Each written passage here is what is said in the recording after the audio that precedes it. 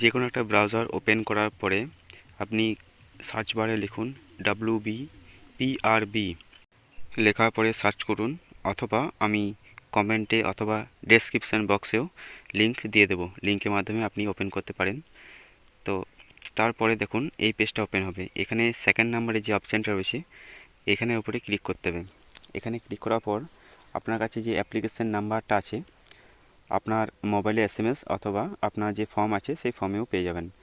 তো এই অ্যাপ্লিকেশান নাম্বারটা দিতে হবে। এরপর আপনার যে জন্ম তারিখটা ফর্ম ফিল আপের সময় দিয়েছিলেন সেই জন্ম তারিখটা অবশ্যই দিতে হবে। জন্ম তারিখটা আপনি টাইপ করে দিতে পারেন অথবা ক্যালেন্ডার থেকে চুজ করে নিতে পারেন। লেখার পরে সাবমিটের উপরে ক্লিক করুন।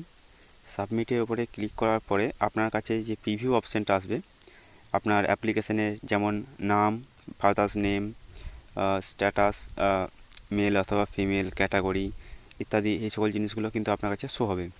এখানে আপনাকে আপনার যে আধার নাম্বার সেই আধার নাম্বারটা দিতে হবে। এরপর আপনি চাইলে আপনার আধার কার্ডের সঙ্গে যুক্ত ফোন নাম্বারটাও দিতে পারেন, অথবা আপনি যে কোনো ফোন নাম্বার দিতেও পারেন। আপনি আধার কার্ডের সঙ্গে যে ফোন নাম্বারটা আছে সেই নাম্বারটাই দেবেন, থাকলেও হবে না থাকলেও হবে। তো আমি দিয়ে দিই। এরপরে দেখুন আপনার যদি ক্যাটাগরি চেঞ্জ হয়ে থাকে, যেমন ওয়েস্ট বেঙ্গলে আপনার যদি OBC ক্যাটাগরি চেঞ্জ হয়ে থাকে তাহলে অবশ্যই ইয়েস করবেন, যদি না চেঞ্জ হয়ে থাকে তাহলে নাই রেখে দেবেন। এরপরে আপনি ভ্যালিডেটের উপরে ক্লিক করুন বা সাবমিটের উপরে ক্লিক করুন। সাবমিটের উপরে ক্লিক করার পর আপনার যে ফোন নাম্বারটা দিয়েছেন সেই ফোনে OTP যাবে, অথবা যদি আপনার কাছে সেই ফোনটা না থাকে তাহলে ইমেল আইডি যেটা দেওয়া আছে আপনার অ্যাপ্লিকেশন করার সময় সেই ইমেল আইডিতেও কিন্তু OTP যাবে। তো দুটোর মধ্যে যে কোনো একটাতে OTP দেওয়ার পরে সাবমিট ওপরে ক্লিক করুন অথবা ভেরিফাই OTPর ওপরে ক্লিক করুন। ভেরিফাই OTPর ওপরে ক্লিক করলে আপনার যে OTPটা কনফার্ম বা আপনি সঠিক দিয়েছেন সেটা ভেরিফাই হবে।